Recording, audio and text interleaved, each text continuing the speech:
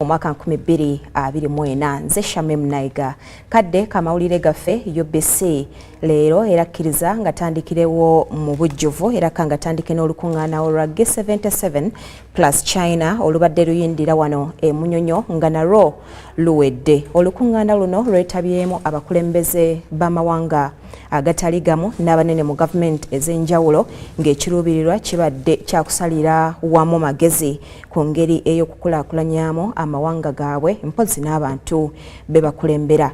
Omukulembeze w'eggwanga lino Yoweri Kaguta Museveni nga kati ye ssentebe w'omukago guno akubirizza bonna okukolera awamu okuzimba ebituukiddwako nga y'engeri yokka egenda okuyitwamu okuganyulwa buli omu.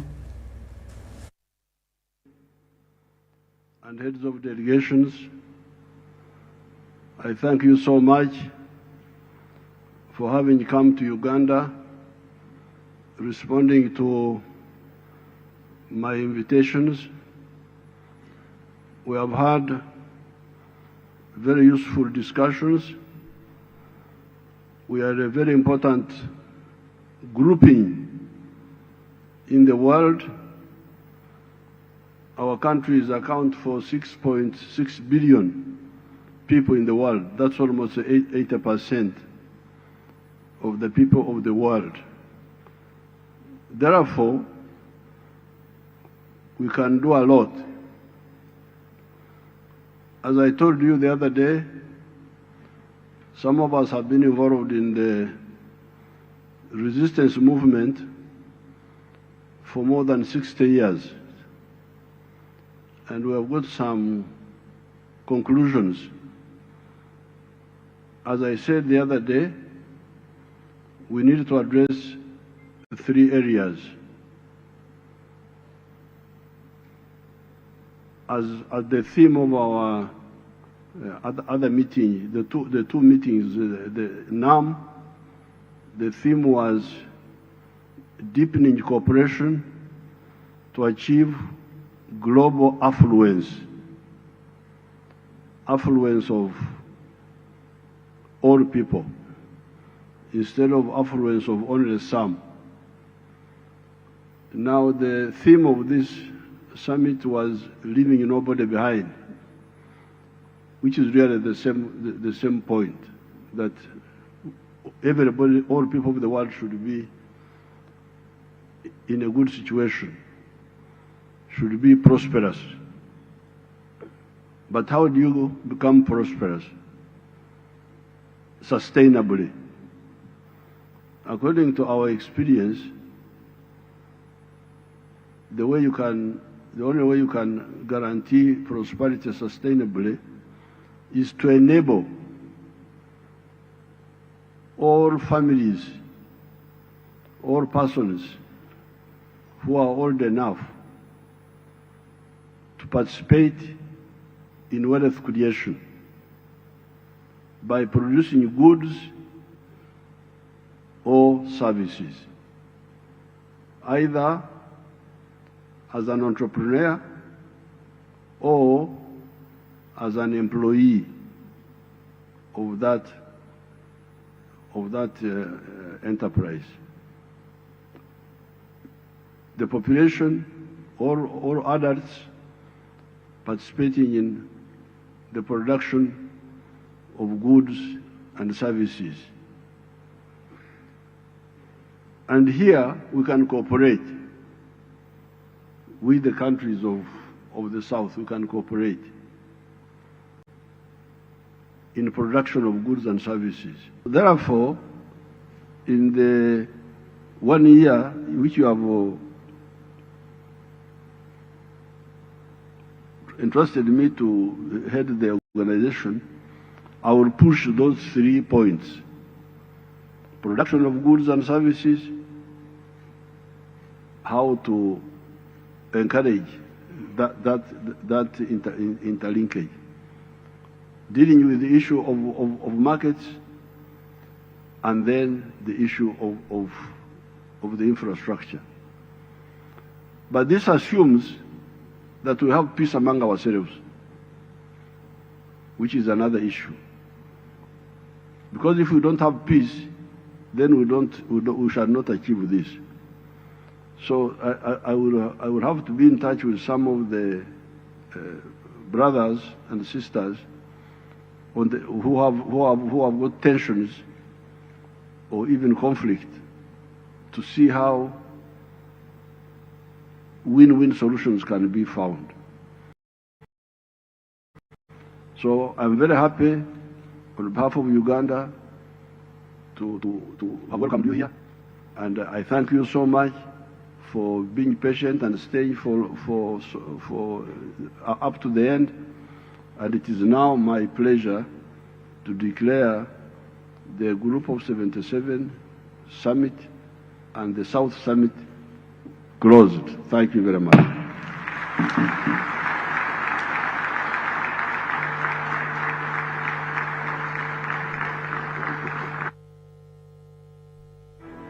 Oyo ye mukulembeze w'eggwanga bw'abadde aggalawo olukuŋŋaana olwa G77 plus China wali Munyonyo, era oluvannyuma lw'olukuŋŋaana olwo okuggwa oba okuggalwa abagenyi abayite batandise okufuluma eggwanga, era nkusaba okkirize twegatte ku munnaffe Jethro Kasayigi ali wali ku kisaawe ky'ennyonyi ekikulu eky'eggwanga Entebbe atusiigire ekifaananyi engeri abamu gye bafuluma oba olyawo n'ebirala ebiringa ebyo. Jethro.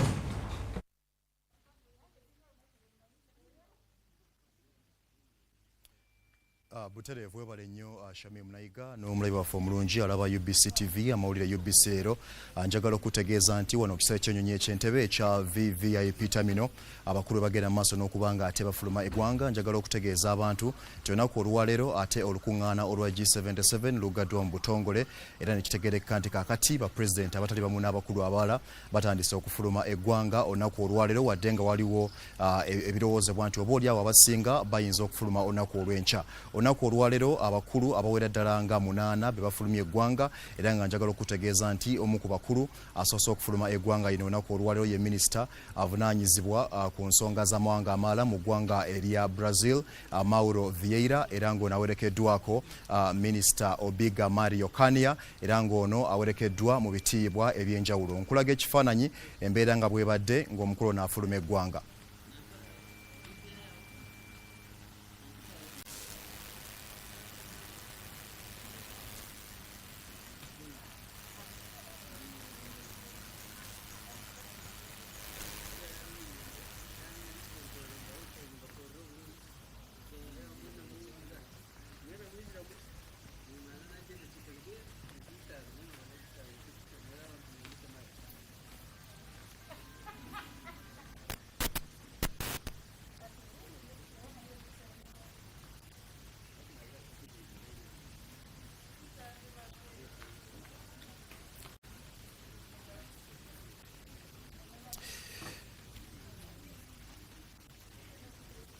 Butereevu ate omukulu omulala afulumya eggwanga olunaku olwaleero ye minisita avunaanyizibwa ku nsonga z'amawanga amalala mu ggwanga erya Cameroon, Lejeune Mberambera, era nga naye olunaku olwaleero awerekeddwako mu bitiibwa eby'enjawulo, era nga abasirikale bakoze ogwabwe okulaba nga omukulu ono afuluma eggwanga mu bitiibwa. Ekifaananyi kyekyo ky'olaba.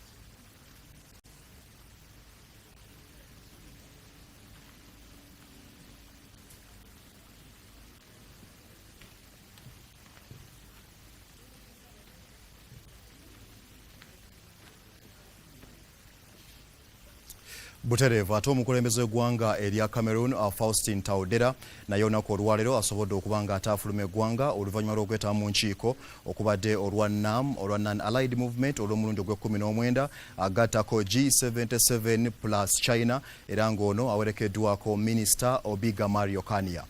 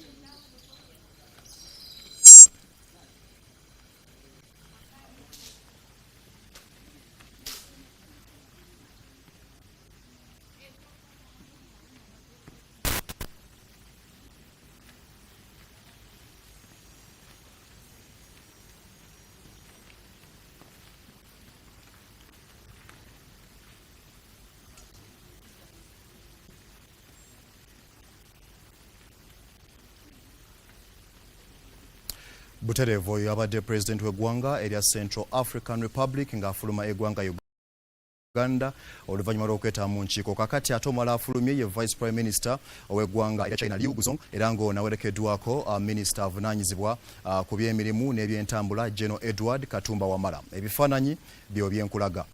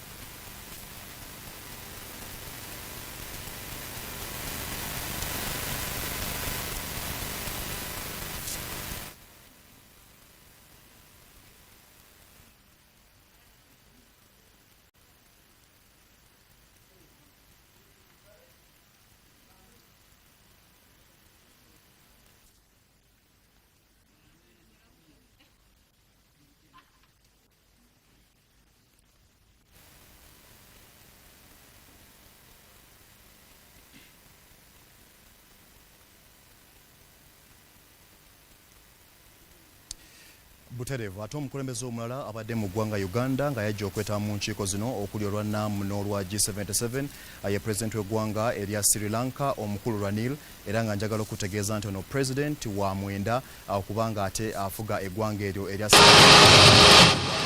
awerekeddwako ate mbitiibwa eby'enjawulo era nga minisita amwerekedde ye minisita avunaanyizibwa ku wagulo na guli mu ofiisi ya Ssaabaminisita Justin Kasule Lumumba.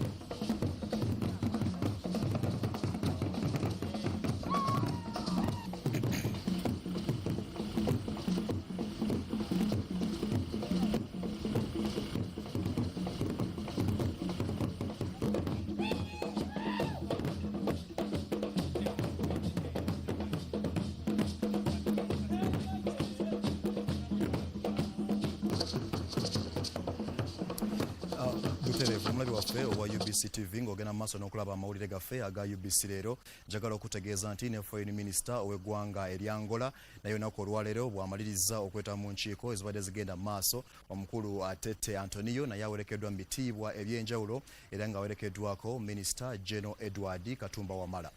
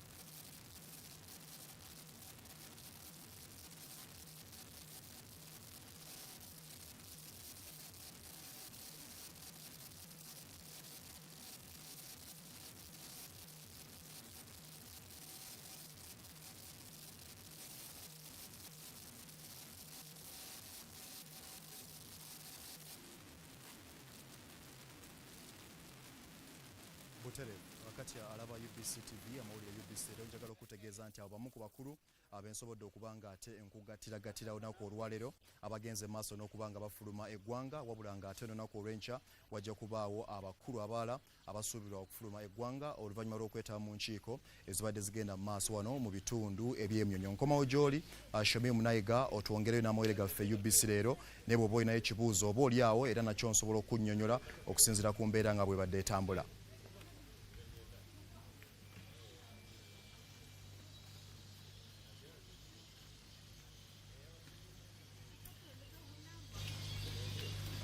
Oluvannyuma lw'okwetaba mu nkuŋŋaana ebbiri okuli olwa Nampozi ne G77 plus China olukomekkerezeddwa olunaku olwaleero. Jethro ozze ogoberera ensonga zino okuviira ddala gye zaatandikira ng'ennaku z'omwezi 15 okutuuka kaakano nga zikomekkerezebwa. Oba oli awo oyinza otusigira ekifaananyi kye tusuubire nti buli kimu kiwedde oba eriyo kye tuyinza okusuubira naddala ku lunaku ng'olw'enkya. Shamim, kyenyinza okutegeeza nti kakati okusinziira ku nteekateeka ne program eyali yatuweebwa abakulu abaddukanya enteekateeka eno kiraga nti olunaku olwaleero Pulezidenti Yoweri Kaguta Museveni alwagaddewo ate olukiiko olwa G77 ate nga n'olukiiko olwa NAM alwakomekkerezebwa gye buvuddeko awo. Ekitegeeza nti abakulembeze b'amawanga n'abakulu abalala abakyali kuno basuubirwa okufuluma eggwanga olunaku olw'enkya. Abo bonna abatasobole kubanga ate baddayo mu bitundu ebyo gye baava oba oli awo bagenda kusigala kuno olw'enteekateeka zaabwe ez'enjawulo ze bagenda mu maaso n'okubanga oba oli bakwasaganya gamba ng'okulambulako mu bitundu by'eggwanga ebitali bimu kubanga nkitegeddeko nti waliwo n'abakulu abasobodde ogendako ate mu kkuumiro ly'ebisolo wano mu bitundu eby'Entebbe ogenda mu maaso n'okulambula ku bintu Uganda byerina wano ku kkula eri Africa. Okay, weebale nnyo Jethro.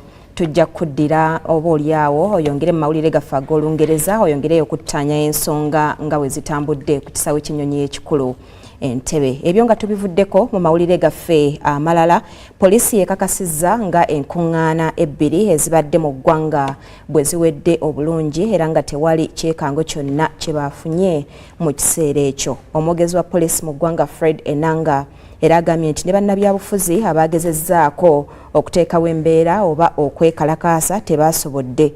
Abdul Nasir Rubwama alina ebisingawo kabituwe.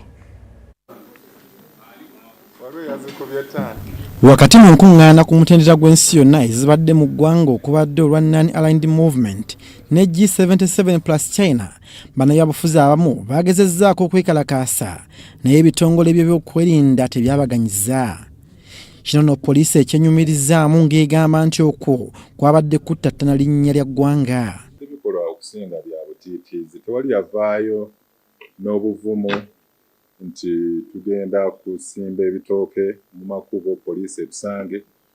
Buli omu yanoonya abantu abataali poliisi ne bakola obubadi bwabwe olinga ddira ensukusa, simanyi baziyita nsukusa, endu n'alyoka nga addira abakamera awo ne bamukwata speed. Buli poliisi we yatuuka baawenyukanga emisinde ne badduka. Poliisi era egamba nti yakukozesa kamera z'oku nguudo okulondoola abeekalakaasa mu ngeri ezitali zimu era bano bajja kukwatibwa bavunaanibwe. So mwe muyinza okulowooza nti muli mu kwekalakaasa naye emisango gyo weegiri. Buli lw'oleeta kasasiro oba mayinja oba ki, buli lw'osima ekkubo. So tuli mu kukuŋŋaanya obutambi obwo bwonna buli eyeekubisizza ka vidiyo. Obutambi aba CID babukuŋŋaanyizza era bajja kugenda mu maaso n'okufuna statement ku buli omu. Poliisi egamba nti bakolaganidde wamu n'ebitongole by'okwerinda byonna okulaba ng'enkuŋŋaana ezo omwabadde abagenyi abasukka mu 3,000 ziggwa bulungi awatali kyekango kyonna. Ebyo ng'obitadde emabbali waliwo abapoliisi 4 abagenda okugobwa mu poliisi lwa kwekobaana ne bazza omusango. Bano bagambibwa okuba nga beekobaanye ne banyaga musigansimbi ensimbi $3,000.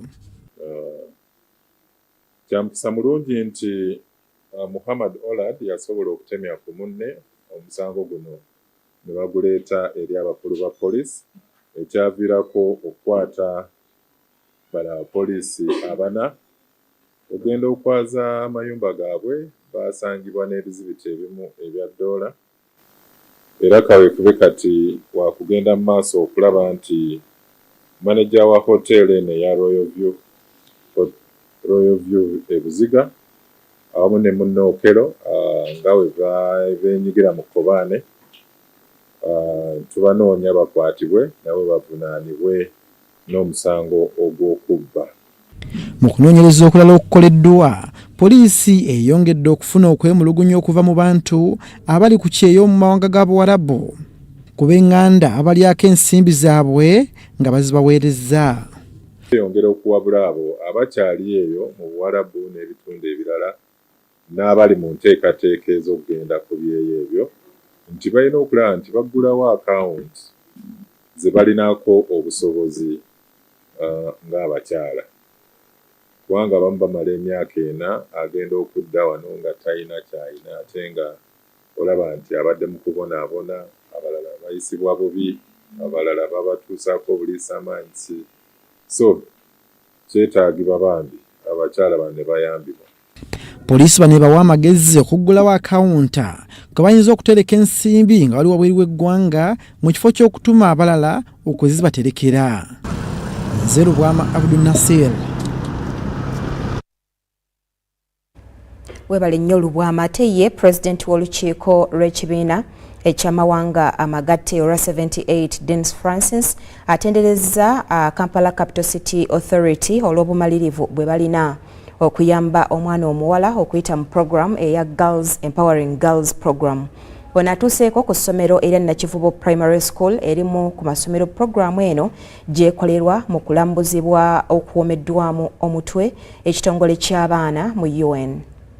Best service you can give.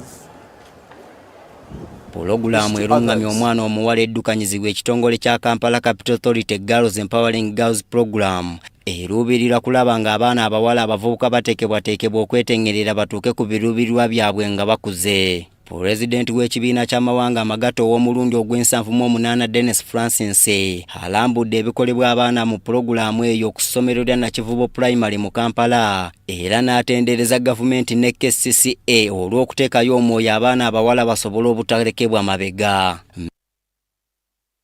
Women have an equal place and an equal role to play in social and economic development.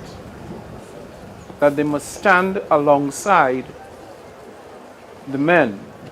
I am so impressed and pleased to witness firsthand this dynamic program of girls empowering girls. W'ensonga z'abaana Sala Mateke asiimye KCCA ne gavumenti ya Bubirigi olw'okulwanirira pulojekiti eno. Minisita akakasizza okwewaayo kwa gavumenti okutuuka ku kiruubirirwa ekyo. Uganda remains committed to meeting the SDG targets and has mainstream social protection in our National Development Plan 3. I want to take this opportunity to thank KCCA and the Belgium government, which has really supported this program, and we are working together. I believe that we shall get there. I also wish to thank the UN system and other partners who have supported Ministry of Gender, Labour and Social Development to build a social protection system. KCCA annyonnyodde gyenvudde wa pulojekiti eno eyatandika mu 2019 era n'abaana abawala abasoba mu 1300 be bakagiganyulwamu. In total, the program has benefited 3,000 of some of the most vulnerable girls spread across the 5 divisions of Kampala. Their lives have been transformed, and we thank our partners who have been involved in this: UNICEF, TMF and UYDEL. Pulojekiti eno ng'evujjirirwa gavumenti ya Bubirigi okuyita mu kitongole kya UNICEF eddukanyizibwa KCCA era emiganyulo egivuddemu gyoleka nti okukwatiza awamu kusobola okubbula ba musaayi muto mu ggwanga. Nze Andrew Sebbira ne Justin Nakami. Mwebale nnyo abasasi bafate ye minisita w'ebyenjigiriza n'emizannyo era mukyala w'omukulembeze w'eggwanga Janet Kataha Museveni ayagala abantu bayige okuwangaala n'ebisolo mpozi n'ebinyonyi mu ngeri ey'okubikuuma. Ono bino abyogeredde mu nsisinkano gy'abaddemu ne bakyala b'amawanga ag'enjawulo mpozi n'abakungu ab'omukago ogwa G77 plus China bakyazizza mu maka g'obwa President Entebbe. Afande, afande, afande.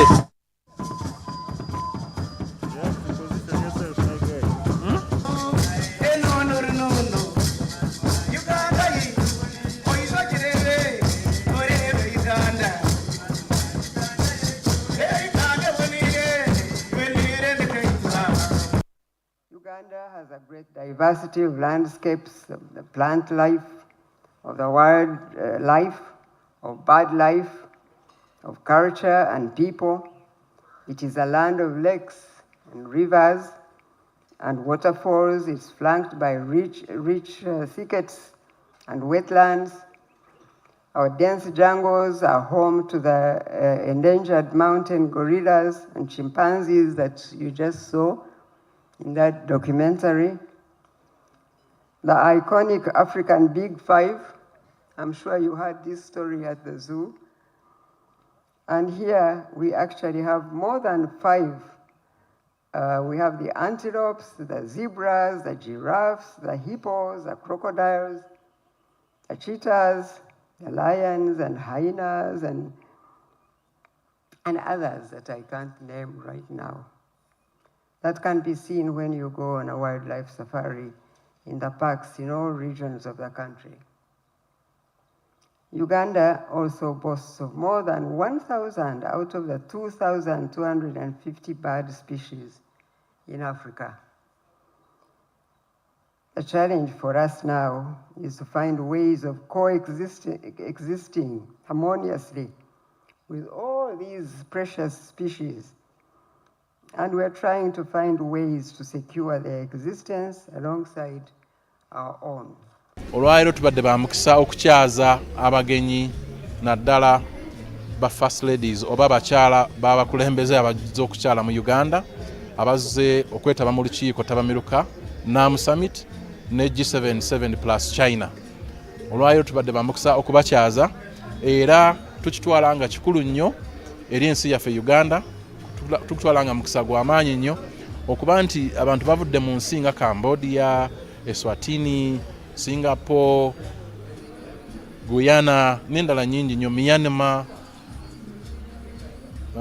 Bahamas.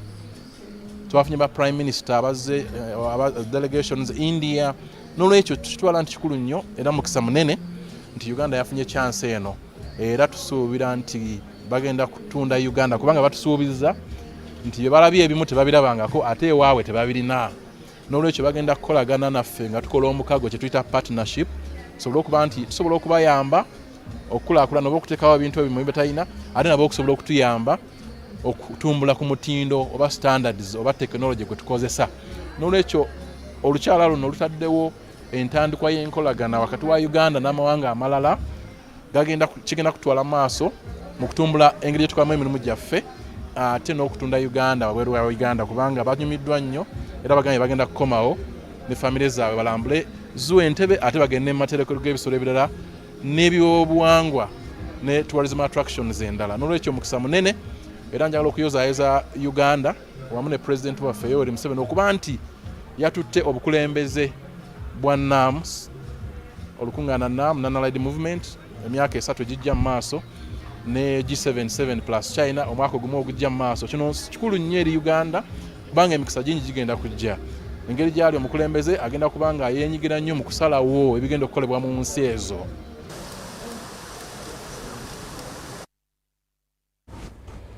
Ate yo Parliament ekungubagidde mpozi n'okujjukira emirimu gy'omugenzi Cecilia Ogwal abadde omubaka omukyala owa district ey'Eddokolo eyafiira mu ggwanga erya Buyindi Sabbiiti ewedde. Mu lutuula olw'enjawulo olukubiriziddwa Speaker Aneta Mong, ababaka bonna batenderezza omugenzi ng'abadde omukazi emmekete naddala ku nsonga ezirimu okulwanirira eddembe ly'abakyala mpozi n'abaana era ng'ebbanga lyonna ono abadde atambulira mu byabufuzi eby'ekintu ekikulu. Ekiteeso ekyokukungubagira omugenzi kireeteddwa Ssaabaminisita w'eggwanga Robina Nabbanja n'ekisembebwa akulira oludda oluvuganya gavumenti mu Parliament Joel Ssenyonyi. Bw'eti embeera bw'ebadde ku Parliament enkya ya leero. Omubiri gw'omugenzi abadde omubaka omukyalo wa disitulikiti y'Eddokolo Cecilia Ogwal bwe gubadde gutuusibwa ku Parliament ababaka okumukungubagira n'okusiima emirimu gy'akoledde eggwanga.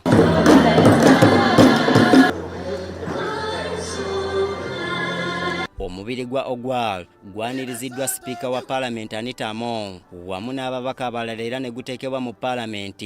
Ababaka ne bagukubako eriiso evvannyuma mpozi n'okuwandiika mu kitabo ky'abakungubazi.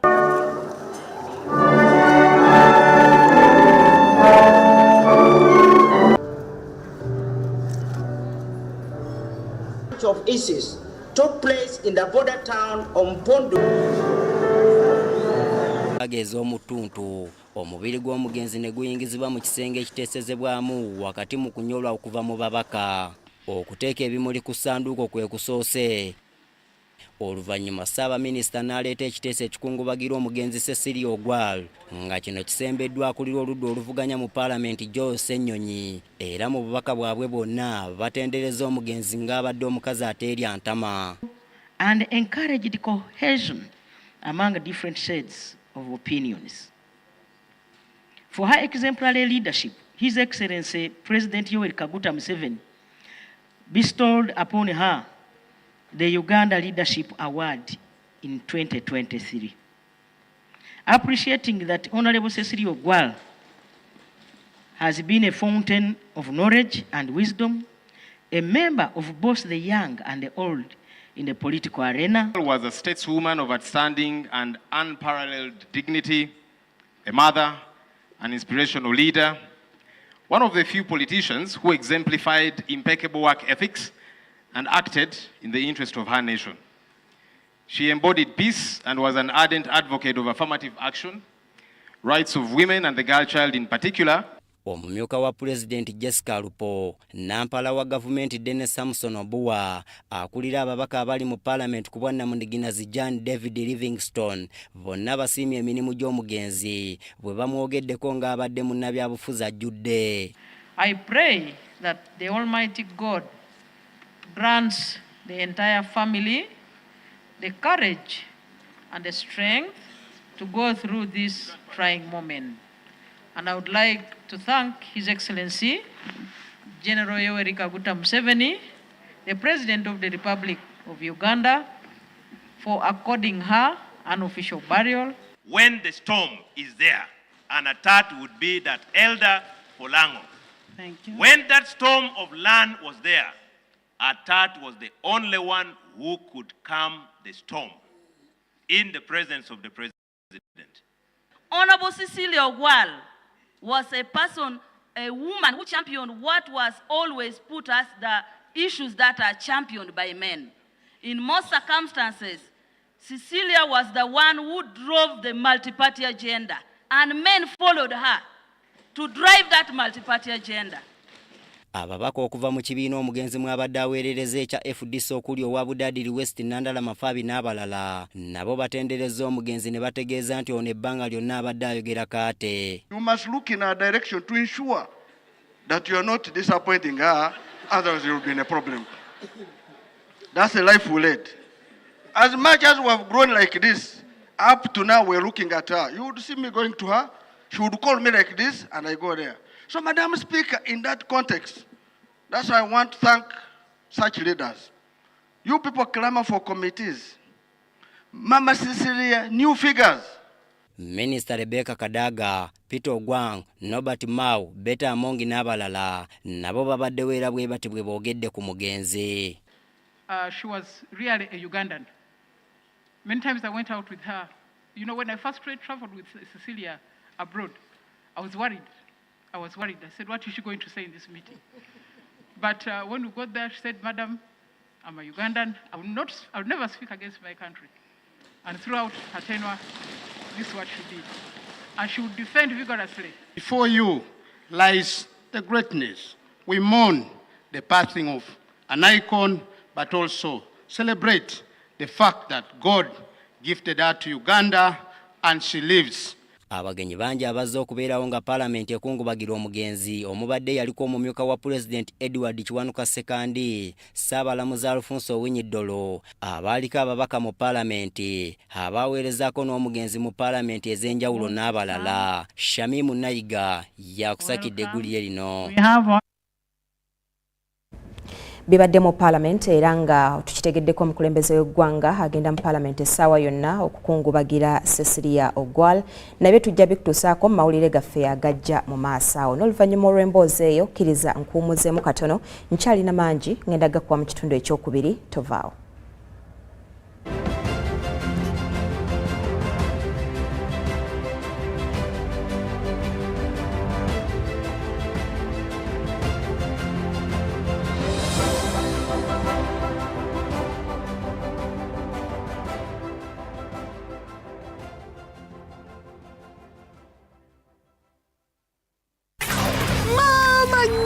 Ino internet wenyukanga ekizungirizi ate kamera ya yolumamyo banange eryandaka ku buggo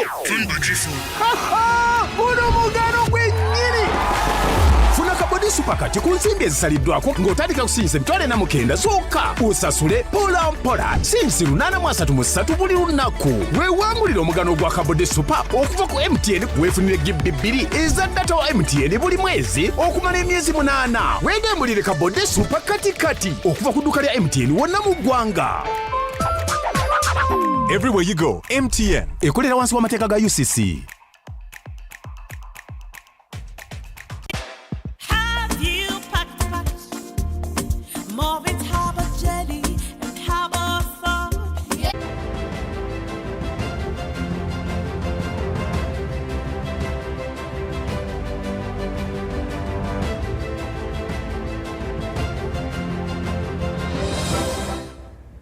Essaawa eno yennyini omukulembeze w'eggwanga Yoweri Kaguta Museveni ali mu kuyingira ku Parliament awerekeddwako mukyala we Janet Kataha Museveni. Baabo batuuka ku Parliament okulaba nga bakungubagira omugenzi abadde omubaka omukyala owa Dokolo Cecilia Ogwal. Kinajjukirwa nti omugenzi